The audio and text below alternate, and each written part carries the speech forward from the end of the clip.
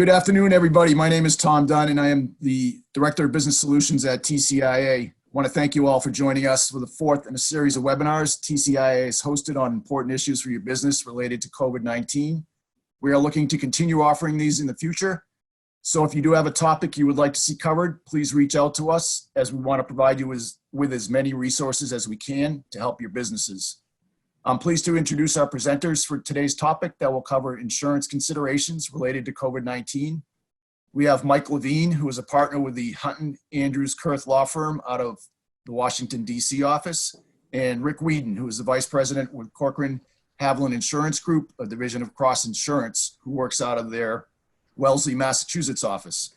Also serving as a panelist today is Aiden O'Brien, who is the advocacy and standards manager at TCIA. We are going to keep everybody muted except the panelists. You will have the ability to ask questions anytime during the presentation by clicking on the Q&A button and typing in your questions, and we will try to get to as many as possible in the allotted time. Our goal is to get as much information out as possible, and we will be posting this presentation and the recording on tcia.org later today. With that, I will turn it over to Aiden to get things started. Thanks, Tom. So hi, everyone. My name's Aiden O'Brien, and I'm TCIA's Advocacy and Standards Manager. And so a major part of my job is making sure our members have the most up-to-date information on policies that come out of Washington, D.C., and especially the ones that impact your businesses. And to me, this is just as important as ever in response to the COVID-19 situation. And so to help with this exchange of information, TCIA staff put together the COVID-19 resource page on our website, tcia.org. And there you can find the latest news and information on relevant policies that impact your business. So I'm sure many of you have already seen it, but I highly recommend you check back to that website regularly just to see these updates.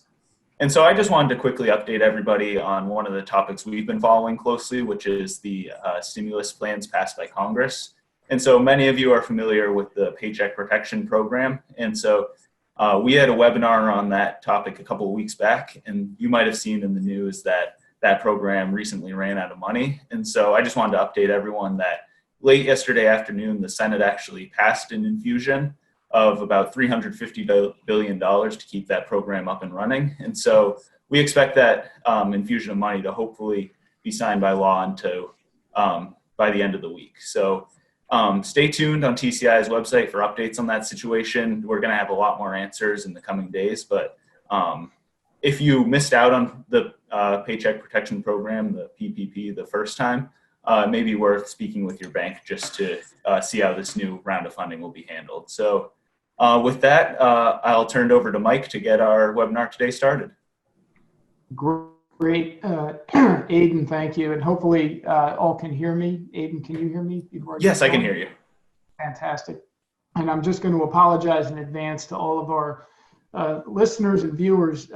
My internet has been sporadic due to weather in my area, and hopefully I won't have a tree come down on necessary lines or worse, my house, as we go through the insurance issues, which are very important in dealing with COVID-19. But as Aiden mentioned, I'm a partner with HUNTON Andrews Kurth in Washington, D.C. My practice is exclusively insurance advice and insurance recovery, counseling, and litigation on behalf of policyholders like you all.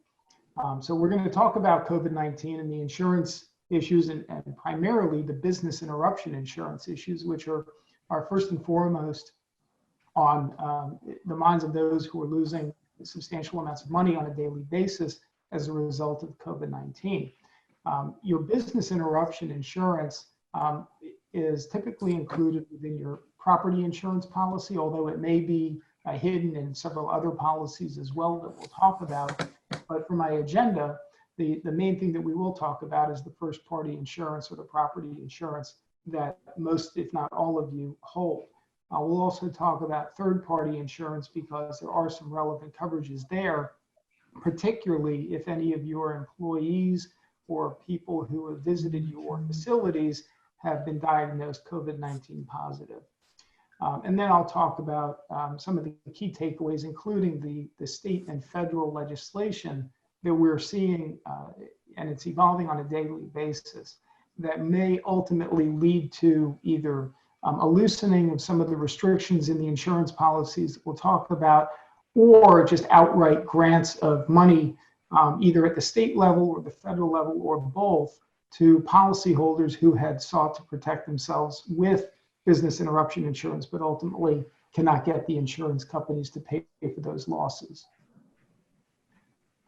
So the big issue for property insurance and for business interruption insurance is the need for physical loss or damage to property. And as the slide indicates, your property insurance covers first and foremost your physical assets, your physical structures, your equipment, all of your physical property that you're using in your business, both real property and business personal property.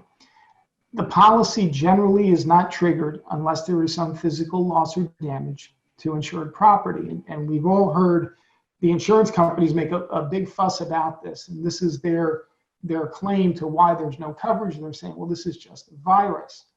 People are getting sick. That isn't damaging property. It's not causing structural issues with their buildings. It's not causing problems with their equipment. It doesn't damage property. And that's not true.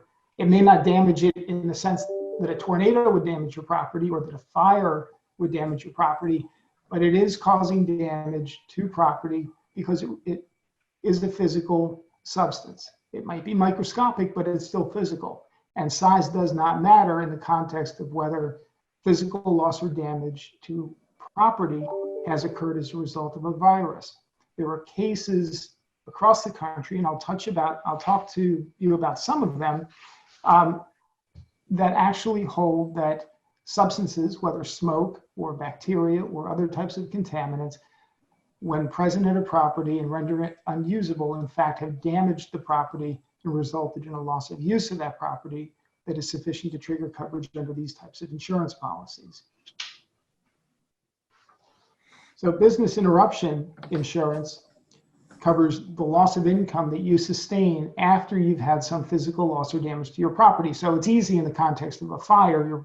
Your main building burns down, you can't operate your business, and you have a resulting loss of business income. Makes sense. You should be covered for that loss of revenue and certain associated costs that go along with it. And that's exactly what the business interruption insurance covers.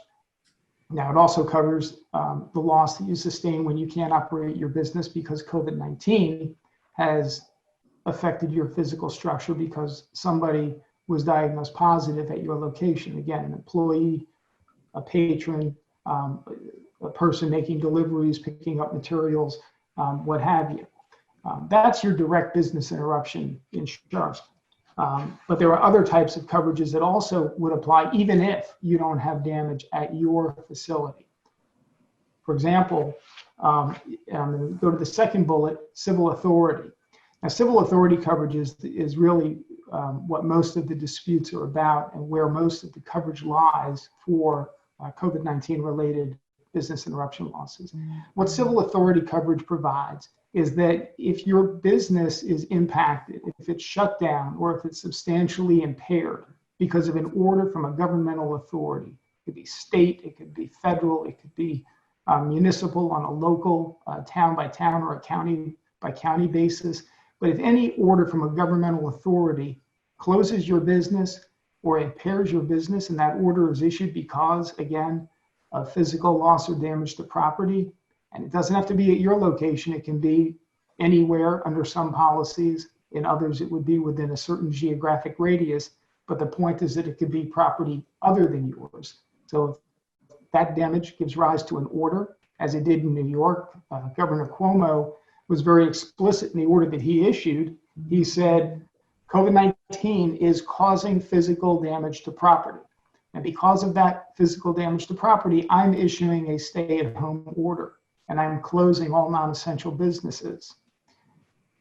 Now, he did a great job, and I wonder whether he had advice from an insurance coverage lawyer or advisor that helped him craft that order. Other municipalities, other states were not as explicit in linking the dots between physical loss or damage and COVID-19. but the New York order and orders in California and Los Angeles and a number of other jurisdictions do a nice job of illustrating the causal connection. So those orders very clearly trigger civil authority coverage under the first party property policy. And there you're going to get your business interruption coverage, and it would be up to either the general policy limit, or some policies might contain a sublimit, a lower amount special to this type of coverage, but it should be sufficient to trigger coverage for civil authority related business interruption losses. And those losses may continue for a set period of time. It could be 30 days, 60 days, 90 days. Other policies don't have a durational limit and will simply provide the coverage up to the general limit of the policy. Contingent business interruption coverage is another type of coverage that would apply when the damage occurs to property other than your own.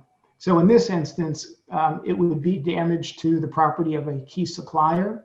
It could be damage to the property of a key customer, somebody that you rely on to conduct your business, either in the receiving of materials and supplies or in the performing of your services. So in the context of your business, if your key customers' facilities are closed and you no longer have access to their property to conduct the tree trimming or other management services on behalf of your clients, then that would be a dependent or a customer property that has been impacted, they've been closed, it's preventing you from doing your work, and that would trigger your contingent business interruption insurance. Likewise, if you're reliant on suppliers, whether it's new equipment, fuel, or other essential materials to your business, and those are interrupted or suspended as a result of COVID-19, then the contingent business interruption coverage should be implicated and applied to your loss. Going to the first bullet point, extra expense.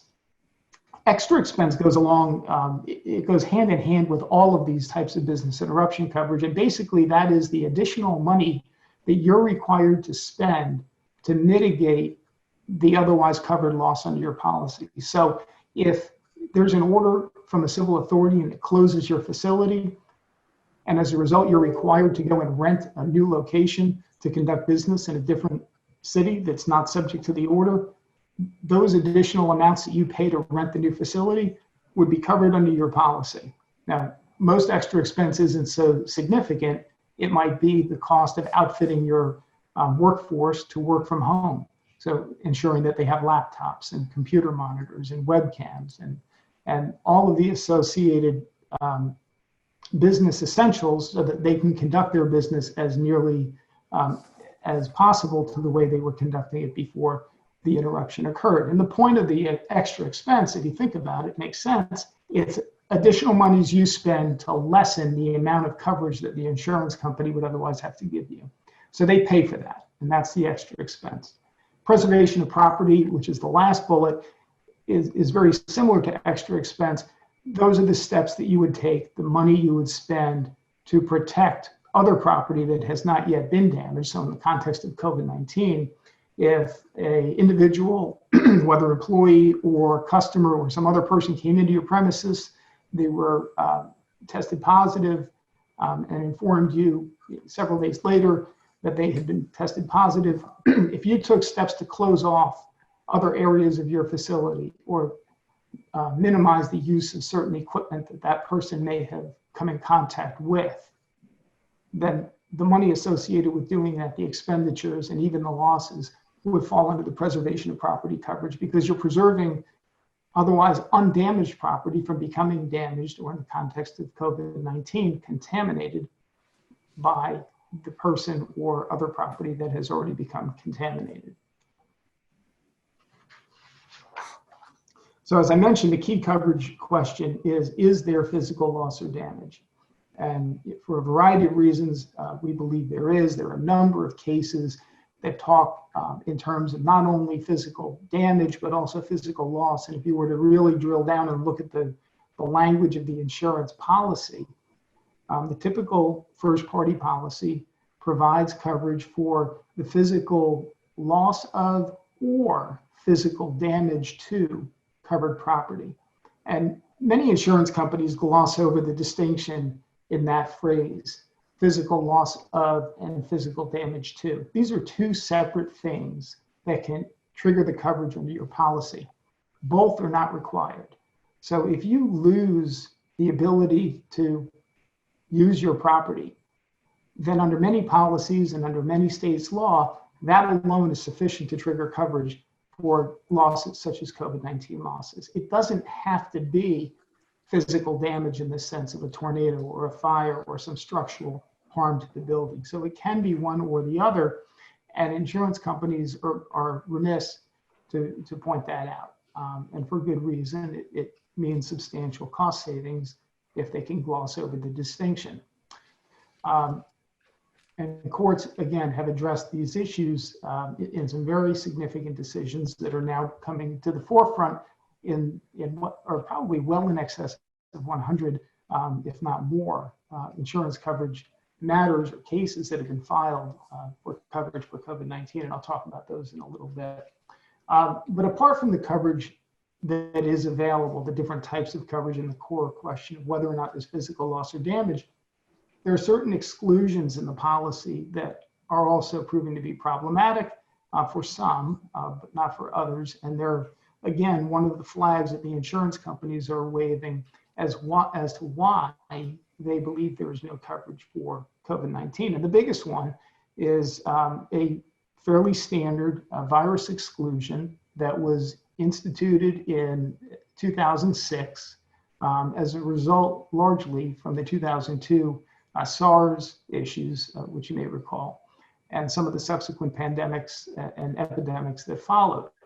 So in 2006, the Insurance Services Office promulgated a one-page exclusion, virus and bacteria exclusion, that most states have accepted and allow insurers to use in their insurance policies. Now, not all insurers use this form, but many do, and others have used it, used different versions or iterations of it. But where that exclusion does exist in the policy, it will operate to bar coverage for any virus-related loss in any part of the policy. So it may be in the business interruption coverage, it may be in the civil authority coverage, it may be in the contingent business interruption coverage. It's going to apply across all coverages under that policy. And there are arguments that folks that I am working with and my colleagues at other law firms are looking at that would attack the application of that exclusion to COVID-19 losses. I'll be honest, it is a tough exclusion to get around, but it's not without flaws. And we know from history that the insurance companies and these exclusions have proven to be weak in some instances. And I'll give you an example. In the 1980s, pollution exclusion was on the forefront for insurers. Insurers did not want to insure against traditional environmental pollution that resulted from industrial operations, industrial waste, if you will. And they enacted a series of exclusions in their general liability policies known as pollution exclusions.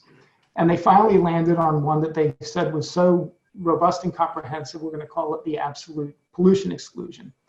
And they went to state regulators and they introduced the absolute pollution exclusion. They said, this is the exclusion that we want to use because it absolutely, clearly, unambiguously prevents coverage, bars coverage for industrial pollution events.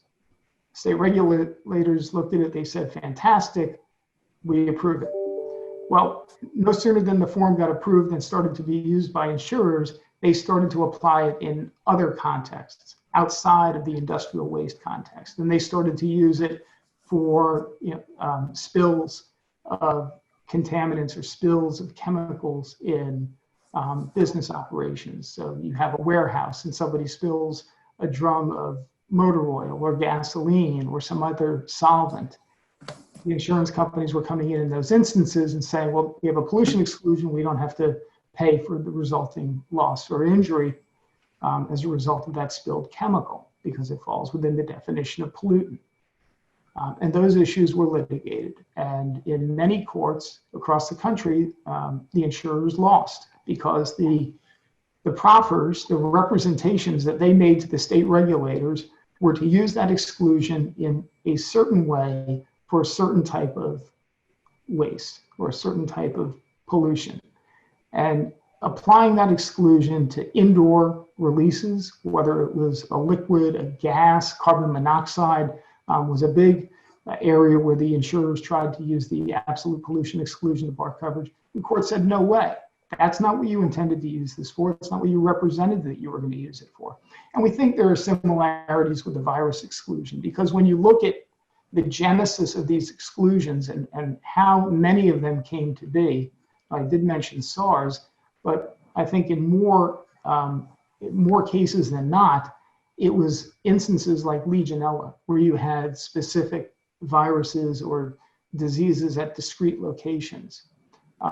None of the insurers represented, to our knowledge, and we're looking for these documents now to see whether anybody said, in the case of a global pandemic, such as COVID-19, we want off the hook. We don't want to provide any coverage for that. I don't think that's the representations they made. I don't think that's the intent that was behind these exclusions. So I think time will tell. And again, many of these cases that have already been filed and will be litigated will ultimately tease out the facts to determine what the true scope of these exclusions was or were.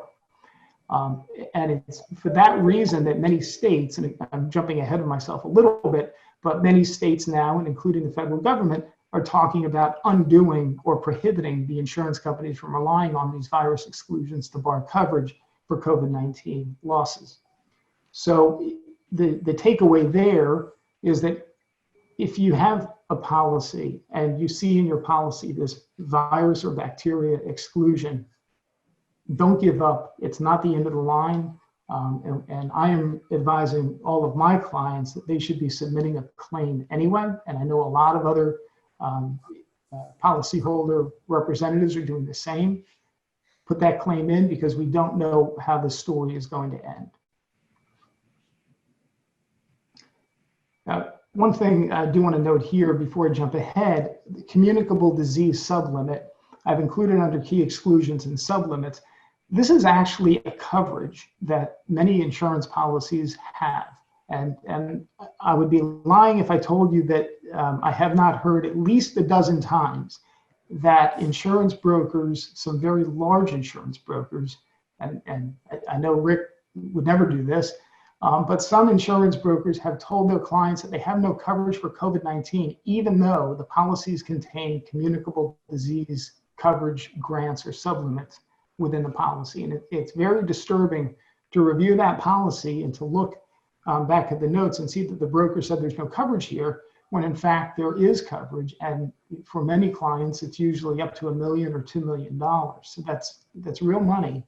And it's something that should not be overlooked. Now, these coverages are not explicit. Many times they're a single page endorsement or within some of the, maybe 100 or 200 pages of other insurance provisions. And unless somebody is looking for them, they're not going to be readily apparent. So it's, the mantra that we preach is read your insurance policy. And I know all of you have, I know I have. I'm lying, because if I told you I read all of my own insurance, I would be lying. Nobody wants to read an insurance policy, but you should in this instance. Read the policy, know what's in there, and make sure you're not walking away from coverage if you have one of these communicable disease provisions in your policy, because arguably that's exactly what we're talking about here. COVID-19 is a communicable disease, and it fits squarely within the definition of that coverage. So other key features that you should be aware of, I mentioned the communicable disease coverage and endorsements, but claim preparation costs are very important. Again, something that is often overlooked, but these costs go to the accounting fees that you would incur if you presented a business interruption claim or a civil authority claim. Calculating the loss, the way the loss is measured is not easy. If you have multiple locations in different aspects of your business, You've been affected different ways at different places, and measuring that loss, quantifying that loss is going to become a fairly complicated exercise.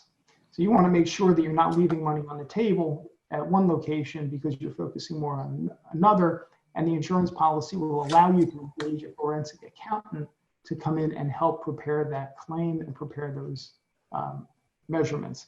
So those fees are typically covered in the insurance policy. It's usually at least a couple $100,000 of coverage. It could be more under some policies, and something to be mindful of as you're thinking about, well, how am I going to put this claim together, and can I really afford to do it when my operations are closed and I don't have a source of revenue?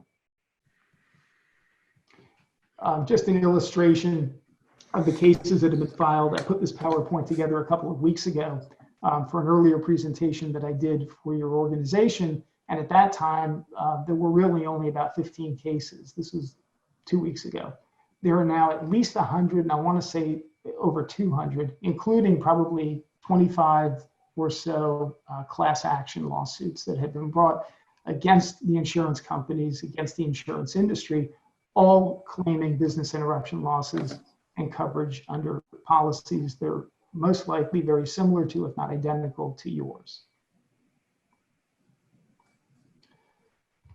Key considerations for business interruption coverage. This is sort of a summary of the points that I talked about. Has there been a confirmed infection at your location? If there has, then that opens the door to the business interruption coverage for your premises as opposed to civil authority, dependent property, and the other unrelated property coverages. Have you been directly affected by a government order? I venture to guess that virtually all of you have, because these orders have been so widespread and pervasive, and in virtually every jurisdiction are still still intact.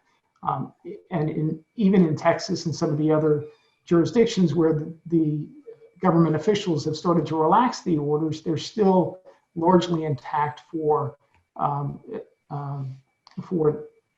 maintaining social distancing and not going back to what we call normal way of life. Again, have your customers' properties been shut down or impacted? This gets to your suppliers, to your customers, to anybody who you rely on, either on the receiving end or the giving end of your business, including the supply chain. I told you once, I'll tell you twice, I'll tell you 10 times. Read your policy, know what your coverage is, and if you can't do it or don't want to do it, have your broker do it, have an insurance coverage attorney do it, have somebody do it who understands what they're looking for and how these coverages should come together. And it really isn't as laborious as it sounds, because for business interruption related to COVID-19, you're looking for really 2 or 3 key things. You're looking for the business interruption coverage. Do I have it? You're looking for an exclusion, a virus exclusion, bacteria exclusion, or a broad contaminant exclusion. Is it here? And then it's a question of, do I want to put in a claim and press this issue with my insurer? Again, I recommend that you all do at least present the claim. It doesn't cost anything to do that. And it at least gets your foot in the door, puts you in line if and when some of the policies that the insurers are putting forward are relaxed, either voluntarily or more importantly by state or federal legislation. And document your loss. That often gets lost in the discussion, but it's very important, especially for the extra expense that I mentioned. Those are the additional amounts that you're paying to maintain your business, to do as best you can to continue business. Make sure you're tracking those. And it could be a separate account within your accounting system. It could be on a spreadsheet. It could be putting the receipts in a box. But make sure you segregate those expenses, because it's the expenses above and beyond your normal operating expenses that ultimately would constitute your extra expenses loss. I mentioned the government intervention, the government legislation that's going on. Just quickly, this was the short list of states 2 weeks ago. It has been expanded, and now there's considerable discussion at the federal level both in the House and Senate, to instituting something similar to what we saw following 9/11, where a government backstop was instituted to back against terrorist-related losses. I think ultimately we will see some form of government action, and it will probably be at the state level, where state regulators backstop insurers operating in their state, coax the insurers to pay the losses with a guarantee that their payments will be reimbursed through the state through a collection of funds from other insurance businesses and sources, so effectively spreading the risk among all insurers in the state. I do have a couple slides here on the general liability insurance. It is not nearly as significant, and I know I'm infringing on Rick's time, so I'm going to be real quick here. But basically, if you've incurred any expense to clean up your property because somebody who's infected was there, whether it's an employee or anyone else, those costs may be covered under your third-party insurance or your general liability insurance. So it's worthwhile to put those carriers on notice of those costs. And then lastly, your employment-related insurances. You know, there are a lot of issues arising in the employment context. This was a big piece of our prior presentation for you all. But it's important that liability claims may arise down the road by employees who feel they weren't treated fairly, weren't given the rights that they're entitled to under the very frequently evolving legislation dealing with COVID-19 and sickness reporting and things along those lines. Your workers' compensation insurance may be implicated here by employees who contend that they were exposed while working or on the work job.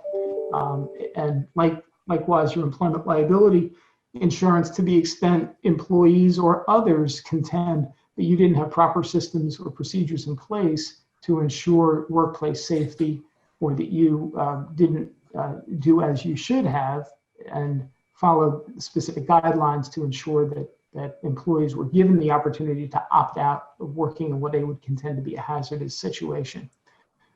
So be mindful of those coverages as well. The takeaways, I know we've covered them multiple times. Key points for you to think about. You'll have access to this PowerPoint and each of these points. I would encourage you to review it again as you go through your insurance. That's what I have on the insurance side of it. I know Rick is waiting anxiously to talk about some solutions for you on the brokerage side and handling your insurance from the non-coverage perspective. So thank you all very much. Thanks, Mike. We just got one or two quick questions. So if I could just read this one quickly. Our business has been deemed essential. However, the text makes it so the employer has to use their discretion in deciding whether to return to work or not. That said, if an employer decides to play it safe and not require employees to come to work, can a business interruption or civil authority argument be used? I think it can. Given the scope of the orders that have been issued and the emphasis that has been placed on social distancing, and that those orders have been issued by the requisite government authorities, there is at least an argument, if not a very good argument, that even the voluntary adherence to the guidelines, the recommendations that we've heard from Dr. Fauci and the CDC and others would be sufficient in this context. And one last one, does a claim impact my ability to renew a new policy next year? You know, 99.5 times out of 100, I would say it would. I think in the context of COVID-19, it will not, because everybody is in the same boat.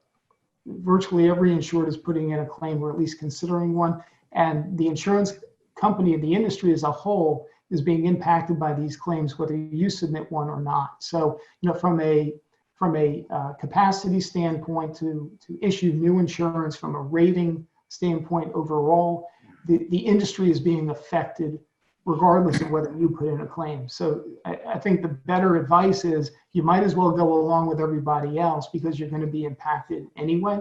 So take advantage of the opportunity to get your claim in. I don't think you're going to save anything by not doing it.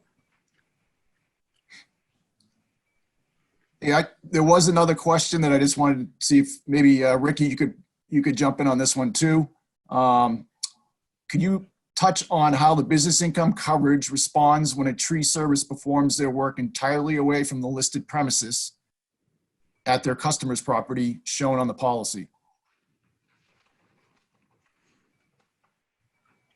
I'm not sure I'm following the question. If I need a little more background. This might tie into what Mike was talking about earlier. That the property damage has to be at the insured premises? Yeah, I think, let me jump in on that because Please, I think the coverage is still going to be implicated. The fact that you're conducting your operations away from your premises is part of the equation, but the broader issue, I think the more specific issue, in fact, is that your inability to conduct your operations because of damage away from your premises is sufficient to trigger the coverage. That would be the classic dependent property coverage. So you depend on the property away from your premises to conduct your operations. If that property is closed or you don't have access to it to conduct your operations, then that triggers your dependent property coverage. Okay. Why don't we move on right now to Rick's portion? And I think, Mike, if you stop sharing and Rick can start sharing his presentation. Yep. All right. So I'm going to, Mike, thanks very much. Very informative. I'm going to cover some areas about how tree companies can get through some of the financial impacts that are being created by COVID-19, specifically with respects to their insurance costs. Obviously, we're seeing a lot of different situations all across the country. There are some parts of the country where tree care and tree service companies have been hardly affected at all by this thing. We've seen other sections of the country, areas where tree companies have been very seriously impacted by it, anywhere from seeing 25 to 50% reductions in revenue. I've had a couple of clients who have come forward and said their business is completely stopped.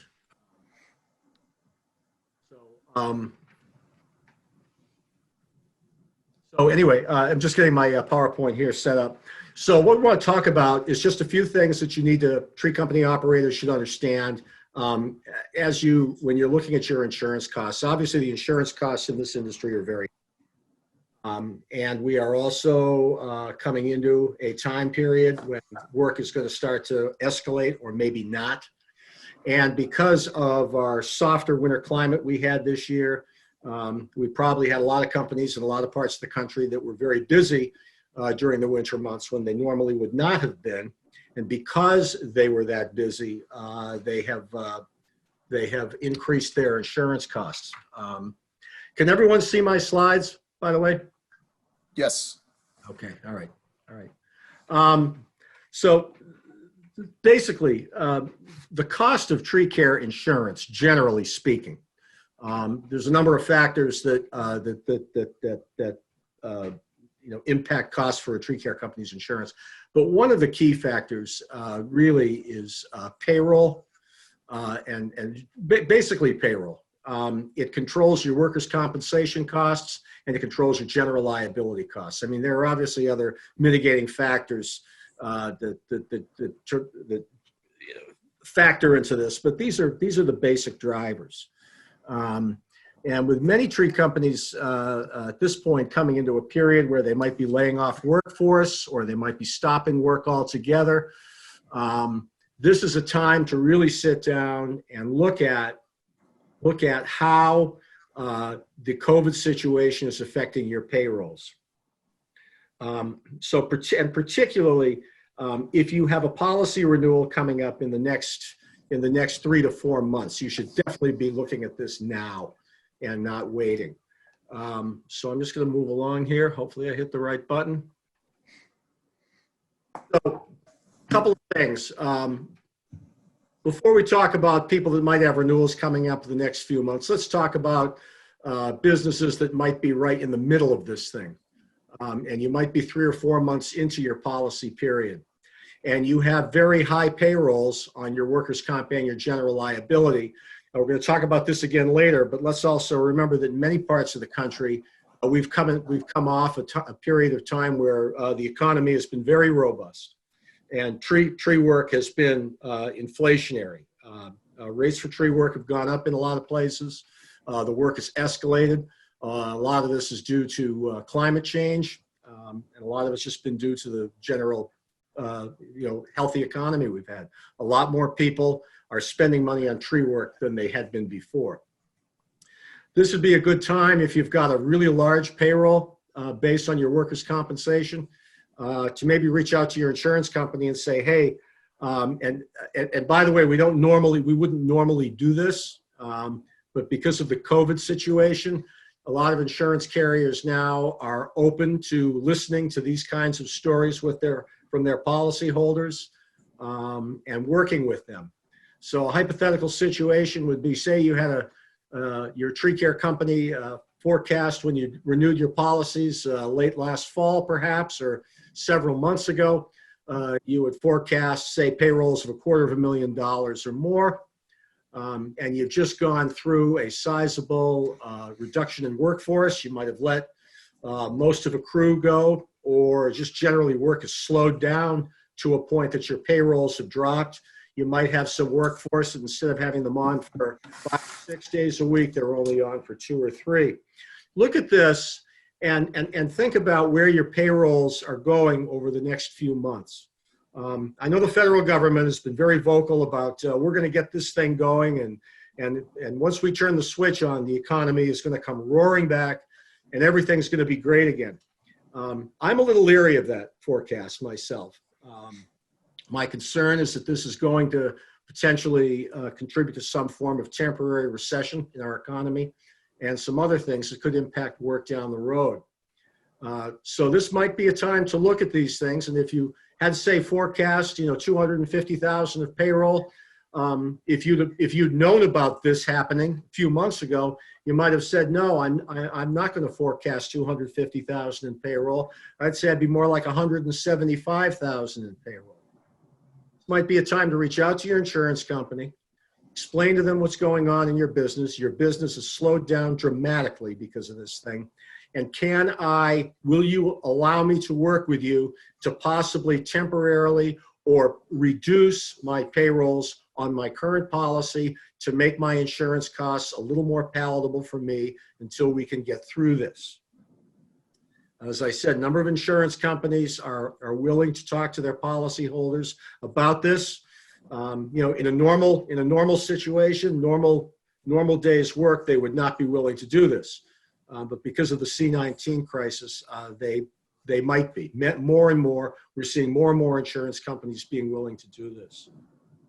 Another thing that I encourage policyholders to do, and we're doing with a lot of our clients, is going back to the insurance companies and asking for a little bit of relief on basically premium payment obligations. Allowing policyholders to maybe reduce or expand out some of their insurance payments to improve their cash flow a little bit. Again, not something you'd normally ask for, and it's not something an insurance company is normally willing to grant. But in this situation, we're seeing more and more insurance carriers that are. So my advice is contact your insurance providers and talk to them about this and say, hey, my monthly workers' comp premium is, $4,000. Is there any way that we can work something out here where I can reduce that monthly payment, either by a forecast I've prepared for reduced payrolls, or possibly just, I need a little premium relief to get through this, because there's other obligations, obviously, financial obligations the tree company has, equipment payments and on down the line. So again, don't be afraid to do this. Reach out to your insurance companies and talk about this kind of thing.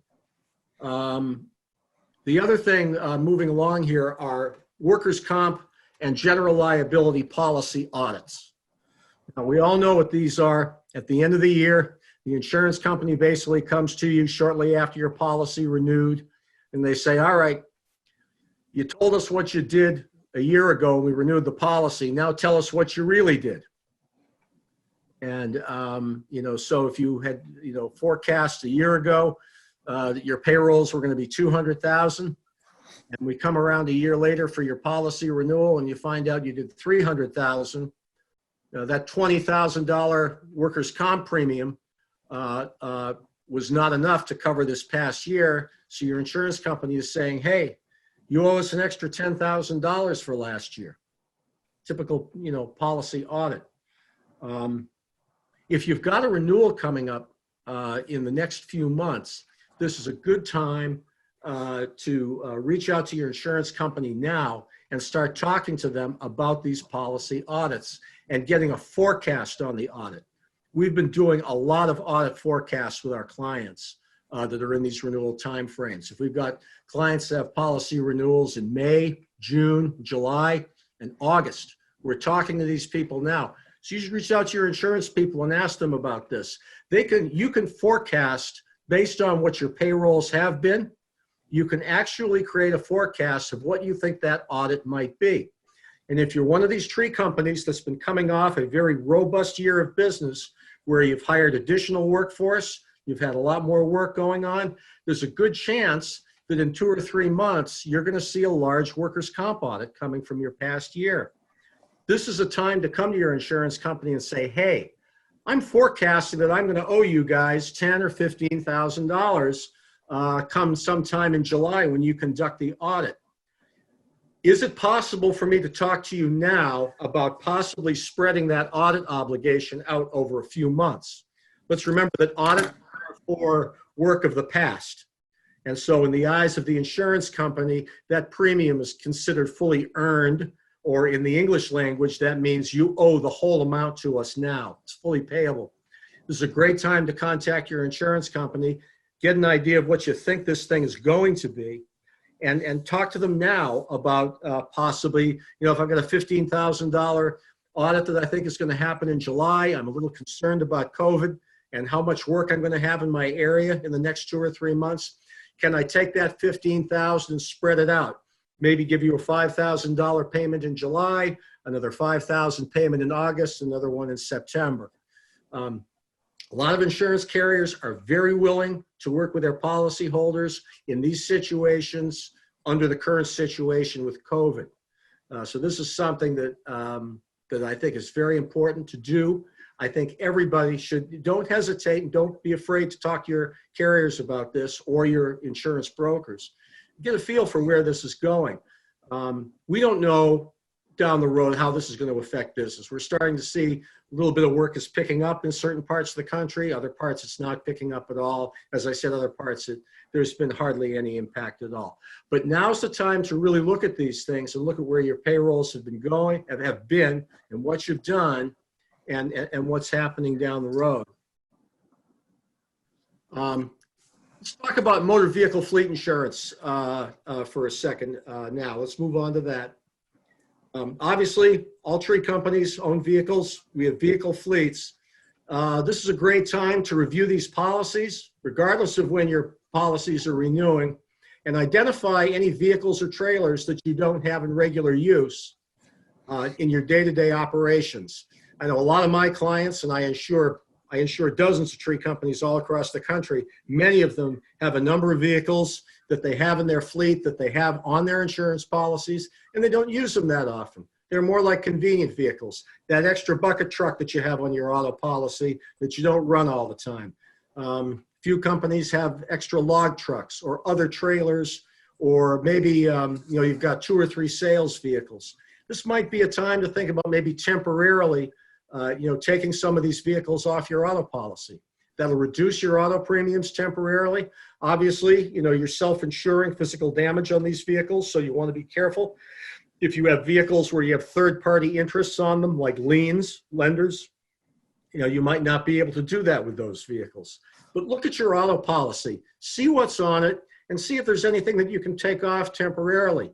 These might not be times for to have what I call convenient insurance, where we have a number of vehicles on an insurance policy you don't use that much. I had a policyholder I was talking to a couple weeks ago, and he has 4 or 5 vehicles on his policy that he hardly uses. And he's going to take them off temporarily, and it's going to reduce his premium. It is unadvisable to reduce your limits of insurance coverage, particularly your liability coverage. A lot of policyholders have that initial reflex. Well, I carry $1 million of liability on my auto policy. I want to see what would happen if I reduced that to $500,000. Highly unadvisable.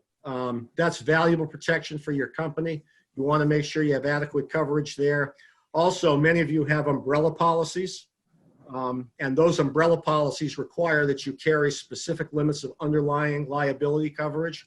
So I advise against reducing liability coverage. You can take physical damage off some vehicles if they are older as well. Maybe you carry physical damage on some older trucks. You could take that off altogether or temporarily take it off and put it back on. Remember, when you do that, you become a self-insurer for physical damage on those vehicles. But look at your vehicle fleet insurance. See what's there. See if, if you're tight, business has been tough, you think it's going to be tough for a little while, this is a good time to maybe look at making some changes there. Looking on, think about the same thing with your equipment insurance. Many tree companies have inland marine policies. Review and possibly remove equipment that may not be in use. It's the same thing. My company owns, 3 chippers. 2 of them are in rotation use all the time, and I have a third that I hardly use, and it's on my inland marine policy. It's the 2005 Bandit chipper that I've had on my policy for a long time. Well, maybe temporarily you take that off the inland marine policy to reduce the premium, or any other equipment that you might not have in regular use. Again, you'll become a self-insurer for these things while you're doing this, but it will contribute to making your insurance costs manageable. And again, as with any other policy, inland marine, you got to be careful. Certain equipment might have certain liens attached to it. Obviously that $125,000 Army lift that you bought last year, and you have an equipment loan on that, you can't take that off the policy. Your lender is not going to allow it. But look at other things. And all these things I've talked about so far, the payroll for workers' comp, payroll for general liability, auto, equipment insurance, it's looking at all these things together, and the aggregate result in all these changes are going to have a good chance of contributing to reducing your insurance costs temporarily, so you can get through this a little easier. I want to move on to employees and a couple of things with employment related things with this. Some companies have put their workforce on paid leave. If you've put your workforce on paid leave, now is a good time to reach out to your insurance provider and explain this to them and ask them if they would be willing to exclude the furlough pay from the workers' compensation general liability calculations. In some cases, workers' comp carriers consider these things bonus type things. But in a lot of cases, if it's a furloughed employee, he's not on the tree crew, he's off work for 3 or 4 weeks, and you've got a number of these people that are off work for 3 or 4 weeks or a month temporarily. This might be something for you to look out for, because there really is no exposure if these people aren't working for your company. So that's another thing to talk to your carriers about as you navigate through this. Just a few things to be aware of. And actually, I don't have this on my list, but I want to put it at the top. Don't lose sight internally of your safety programs, all your Z133 standard work, all that stuff. Don't lose sight of that in all of this. I'm talking to a lot of company owners who are, doing all kinds of scrambling around to try to deal with this thing and cut costs and manage this and manage that. Don't lose sight on your internal safety practices. You owe it to your workforce, and this is not a time at all to have any work-related accidents for a lot of reasons. And the same thing goes for vehicle use, vehicle operation. There's going to be a lot of cases, I think, where we're going to have companies where, geez, you had 10 guys working for you, and now you've cut that down to 6 or 7. And obviously your workload is probably dropped to a point where that 6 or 7 can manage the work you have. But be careful. Just be careful, because you could be putting yourself in a situation, more work comes on board, you've still got a smaller staff, that's when accidents happen. So don't lose sight of the main goal here of absolute safety practice. Maintain your assessment skills with all your workforce, keep an eye on that. And again, just to don't reduce limits, as I mentioned before, on any of your policies. I don't think that's a good idea. I'm hearing stories about some employers who are laying off workforce and then bringing them back after they filed for unemployment. I hope nobody's thinking about doing that. Some people have been told, oh, that's not a problem. You know, it's really not really good, but I might be able to do it. Not a good idea. Don't do it. It puts you in a real bad position with both your workforce and your own company. Another thing too, I've heard a couple of stories about employers considering shifting employees from W-2 to 1099, considering them subcontractors to kind of use them on a part-time basis or something like that. Again, something to be very, very careful of. I would avoid that at all costs. If that has been something you've been contemplating, you want to try and work within the realms that you have. So that's it. I kept it pretty basic and straight ahead, and I'm welcome to entertain any questions.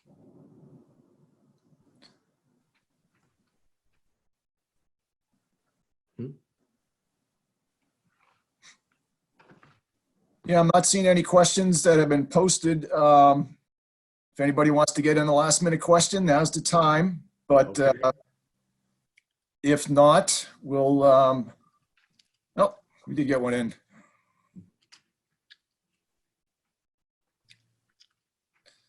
I see a few coming in. Okay. So we got one. Why is it a bad idea to have an employee work part-time if he is on unemployment?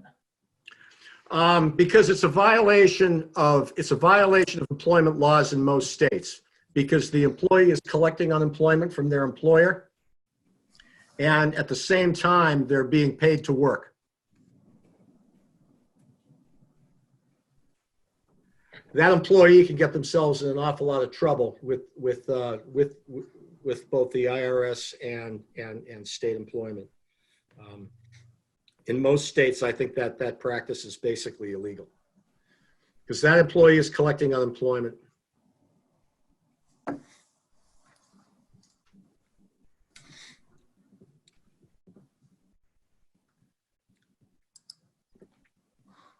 Well, I think that's probably a good point to, no, we did get a couple more in.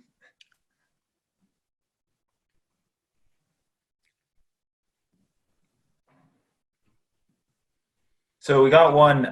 If an employee works for our company and other companies as well, but he is our employee through our payroll, etc., can he be a 1099? Does that make sense? You know, that's a great question. You know, the employee can be a 1099. You can pay the employee any way you want. But in many cases and in many states under workers' comp law, that employee is still considered, that individual is still considered by law an employee and would be eligible for workers' compensation benefits. So if you can pay someone on a 1099 if you want, but I would not, I would avoid trying to hide that employee's payroll from workers' compensation. Because that employee, even though they're not a full-time employer or someone's calling them a subcontractor, most states might consider them an employee because they're working on your jobs, your work. You've brought them on to handle work that you've secured. Just like a contract climber. If we get a contract climber, you hire a guy who's a contract climber to come work for you for a while. You can call him a 1099 subcontractor if you want, but by most state laws, that contract climber is an employee. So we got a couple other questions on unemployment. So can an employee take part-time hours while on unemployment if he reports his hours to the unemployment office? I believe if they're aboard about it, I think they can try and do that. I would encourage people to check on that. I've heard varying things in different states about it, but always best to double check on that. And they might be able to file, for certain reductions in things if they're part-time. You just want to be very careful with this. If you're going to get involved in any of this stuff, you want to make sure that they're checking with that employees are checking with unemployment offices, or perhaps the business owner should do that. You just want to be very careful with it. So we got one, so I'm going to read this one. Audits are conducted based on payroll. Is that gross or net? Good question. It's gross payroll. And so does that impact if we ask our payroll company to defer taxes paid through relief programs, and might that affect the audit number later on? It might. It might. That is information that what the business owner should do in that case. That's a great question. That's a good question. You should hold that aside and calculate that and have that information on hand for when your policy audit happens. And talk to your auditors, because again, insurance companies, many of them are trying to be very flexible during these tough times to help people keep their businesses above board. So they're being much more flexible with this kind of thing. I would say you present that to the insurance company and say, hey, I'm just telling you, this is what we did. This is what's happening here. Can you guys give me some furlough on this as far as from a payroll standpoint? Okay, I think we are going to end the session right now. Thank you guys for the great questions and participating today. I think both of the speakers have left their contact information if you want to follow up with them. I hope that's okay with you guys. Thank you. And I want to encourage everybody to check on the TCIA.org website, COVID-19 page for updates. And keep safe, everybody, and we'll talk to you soon. Thank you all. Thank you Thanks, all. everybody. Thank you.